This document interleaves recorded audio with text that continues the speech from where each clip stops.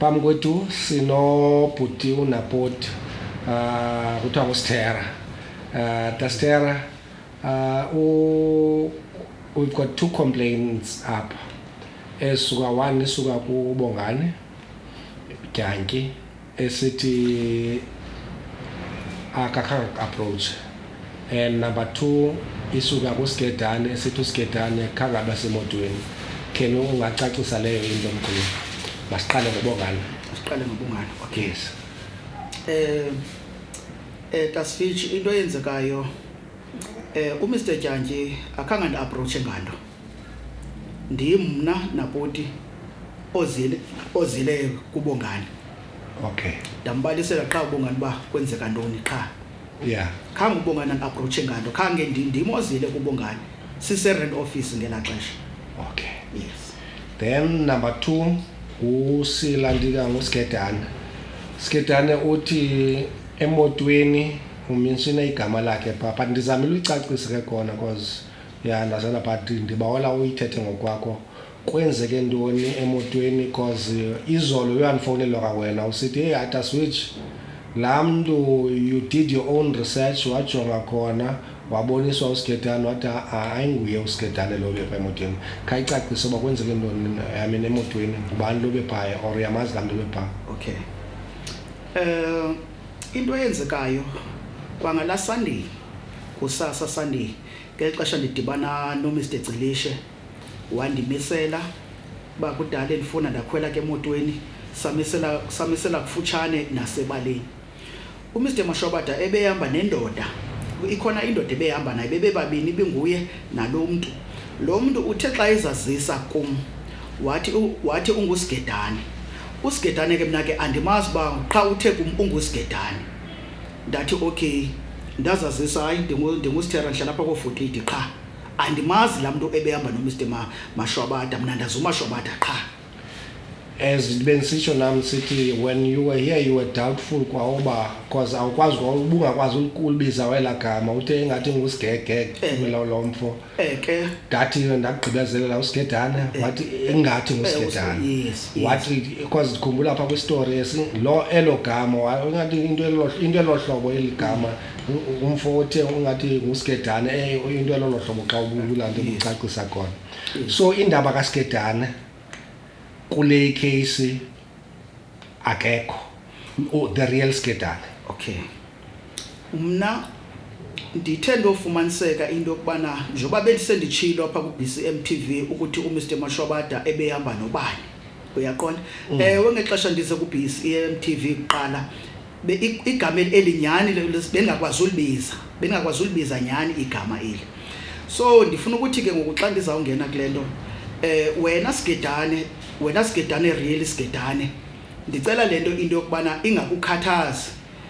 Unobangela uba ndizothetha ngohlobo ko-BCM ngulaa mntu ebehamba noMashwabada lo uthe unguSkedane, uyaqonda. So mna ndizoyifound out mna izolo mna into yokubana hayi man, nanko oyena Skedane ngulo. Xa ndimboniswa ke ngulo Skedane, no man, ayinguye lo mntu ebehamba noMashwabada lo.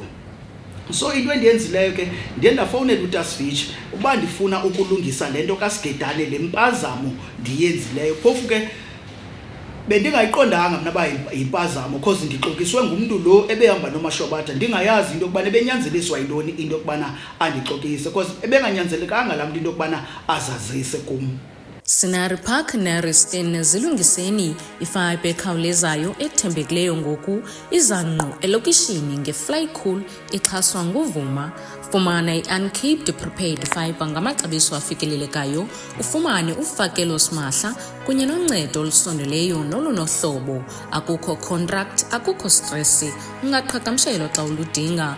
Nokuba usebenza usekhaya, ubukele imovie, ufunda online okanye udlala imidlalo, iFlycool ikunika isantya nokuthembeka okufanele wena nosapho lwakho.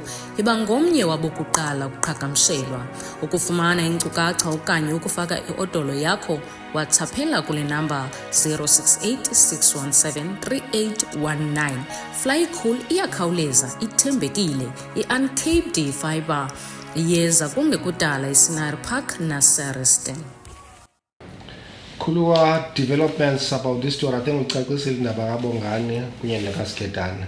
developments. You've got a lot of pictures zakho, a lot of izinto ezithethwayo about wena. Napoti kum, as much as mhlambi yazi sikhulele apha ka5 singaba lapha ka5 nakwa2, ya understand now, and abantu yabona nje usalute udlule emntwini, not necessary. I don't think about we had mhlambi thina sobayithuke sincokole oba sazana oba unapoti lo abantu, they talk as if ibimele bandiyakwazi.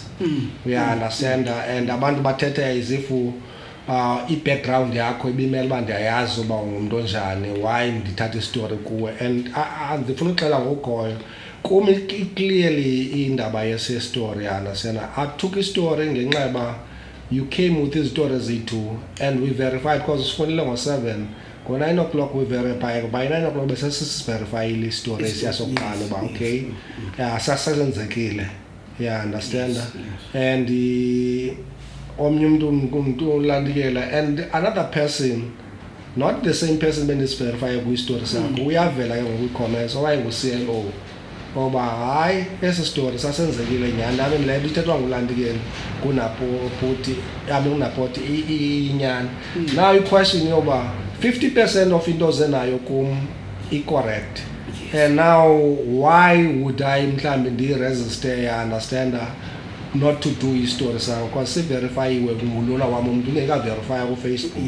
And number 2, kule case ulandikayo, I'm not saying oba yenzekile, it's only amapolice azoyiprova leyo into, understand, i-threats zikacaka.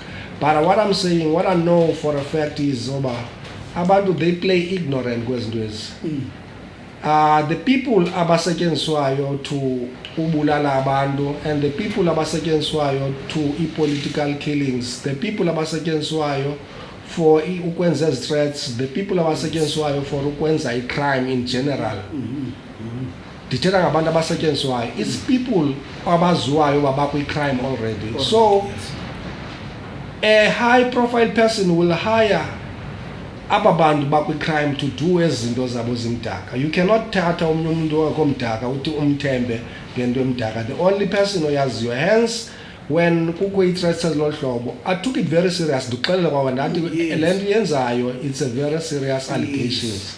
And even on the story I told them about this is a serious allegations. But knowing and being on this on this media, I think for ixesha elide, I know uba kusetyenziswa abantu abanjani nakwezinto ezi. But ke kule yakho ilandike nabantu, they still keep on saying ambojonga i-background kanapoti ubunjani nayo. I-background kule ilandikeni kule about the person, it plays a role, but the story is sona kum bisesona senza isense yana sena, because you came with it stories too. The one story was verified, that's 50% of land uzenayo i-verified. And how can I verify into abantu abayi-3 besemotweni ke ngoba ngubane bekhwele emotweni? The only person that can I prove leyo into ba inyani okanye beyinyani ngaba abantu bathathu, which is wena noMashwabada plus nalamntu bephaya emotweni. And hence ndimamele istory sakho, and I called Mashwabada and I tried to ulandikeni uba ke ngokuba the third person will come xa nina nobayithu nivelile. And the third person, it was just mentioned as a witness, of which umsebenzi wamapolisa ke indaba yamangqino wabehamba nabantu naMashwabada. Scenery Park neReston zilungiseni i-fibre ekhawulezayo ethembekileyo ngoku izangqu elokishini ngeFlycool ixhaswa nguvuma. Fumana i-uncaped prepaid fibre ngamaxabiso afikelelekayo, ufumane ufakelo simahla kunye noncedo olusondeleyo nolunohlobo. Akukho contract, akukho stress, ungaqhagamshelwa xa uludinga. Nokuba usebenza usekhaya, ubukele imovie, ufunda online okanye udlala imidlalo, iFlycool ikunika isantya nokuthembeka okufanele wena nosapho lwakho. Yiba ngomnye wabokuqala ukuqhagamshelwa. Ukufumana inkcukacha okanye ukufaka iodolo yakho, WhatsAppela kule namba 068 617 3819. Flycool iyakhawuleza, ithembekile, i-uncaped fibre iyeza kungekudala iScenery Park naseReston. But kuwe in general bhuti, with yonke laa nto ibhaliweyo and ikhona just into ofuna ucacisa ebantwini just laa nto ibhaliweyo about wena and about ubuqu because the attacks ebezibhayazi personal kuwe. Yeah, ikhona Tasfish. Yes. Yeah, andiphinde ndibulele Lithobuni Phalona. Yazi Tasfish apha ebomini umuntu unempazamo zakhe ngexesha ukhula uyayibona uhlobo ntshongayo. Yeah. And Tasfish abantu yazi abantu xana nandibanjiwe abayazi ukuba unaphoto ubanjelwe ntoni. Cha into abayenzayo abantu bakhetha bona uzenzela izitori ngokwabo. Iyayibona hlobo ntshongayo. Ndicela ukwenza umzekelo ngo2017 bandiphazama. Kwatsha indlu phako 50 kwakuhlala kuyo umfundisi. Landlu lena la yatsha landlu kwathiwa landlu ichiswe nguNapoti. Unobangela bathi abantu ndiyayicingela because onokuba lendlu onokuba landlu yako 50 ibisenento ebu 6 months yachayo. Now apha ekuhlaleni ke ngokundileqwa ngamapolisa zihawks nezinja. Now ke ngoku ngexesha ndibanjwayo abantu abayazi ba uNapoti into laba ayibanjelwayo. Qha basike bayithatha bayiguqula bayisa kulanto yalandlu ba uNapoti ubanjelwe into yendlu. La nto yochisa indlu. Umna ndizoyiva lento ndisetrongweni into kubana efondini kahle kahle ubanjelwe ntoni.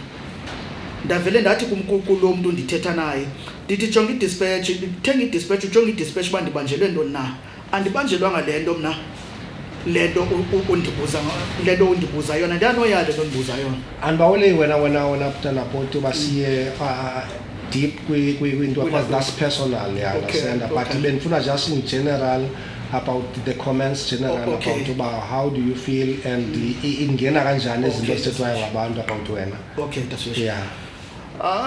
Into endizayithetha izinto abazithethayo azinikhathazi nonikhathaza because babetha kungabi nalwazi umna ndicinga ba njengamntu walapha ekuhlaleni zikhona i-cases bekufanele into yokubana mna ndinceda kuzo mhlawumbe umzekelo mandenze umzekelo mhlawumbe umzekelo kubulawa komuntu apho bendiqonda ba ndiyayazi lanto ba yenziwe ngobani qha andikwazi uassista ngenxa yabantu ngendlela abandijonge ngayo mna because ndingacima fanele ba ndiyonceda kulento into isike ijike ngam ngenxa yabantu abacimba fanele ba bayamazi uNapoti. So ndizama ukuthi naba bantu bathi bayandoyika ndizibuza umbuzo into kubana ndingumuntu wabantu nje yintoni lento ndandiyenza ilimbi athi angathi umuntu uyandoyika. Uyayibona lonto le cha ke mina ke ndithetha nothetha nam umuntu onale ngqondo anayo andizomjika makahlale nalo ngqondo kodwa mina obami ubomi buyaqhubekeka. Khuluwa waziwa as iqoki elikhulu, it cannot be trusted anything ithethwa nguwe. Just your comment on leyo into kulo ndawo ne Tasfish ever since mina ndaqala ubanjwa azange ndakhe ndagwetyelwa uxoka azange ndakhe ndagwetyelwa uxoka mna ever since ndaqala ubanjwa. Zikhona icases benikhe ndizibanjele ukuthiwa bathi ke xa beyikhumsha bathi defeating the ends of justice. Ndiye pha ecourt ndiwine lo case leyo because amapolisa awana evidence yalento andibambele wona. So ndizama ukuthi ke abantu banelungelo lothetha nantoni na andizoyijika lonto le kodwa mna ndinguNapoti azange ndakhe ndagwetyelwa ityala lobuxoki. Sakhe namhlanje ebenifonele and nawe uthi icase ngathi ivuliwe usakhe uchaga ivulile icase and nambe ke nafonelwa nguSigedane sithi ngathi no Shakes ufuna ukuvulela icase so malunga nezinto ezimbini ungacomment uthini ngazo. Mr. Celishe xa ifuna uvula icase andimnqandi makaye ayovula icase mna ndawudibana naye ezinkundleni zamatyala kuhluzwa ubunyani phakathi kwam naye. Enkosi mkhulu. Yes. Enye indawo ke mandiyiphinde uSigedane ndizawucela mani into kubana angandijongi ngenye indlela yimpazamo ngegama lakhe uyaqonda phofu ke igama lo muntu lo ebehamba noMr. Celishe obize igama lakhe. So ke ndifuna ukuthi ke ndicelela uxolo lonto nami andiyiqondanga into yokubana kanti bekuxokiswa mina ngela xesha. So ndicela into yokubana Mr Skedane hayi ndoda selamanzi uxole impazamo nje. Ngicela uxolo kwelonto leyo. Enkosi enkulu asingathatha ixesha elithi. Nkosi kakhulu ndiyabulela. Nkosi kakhulu.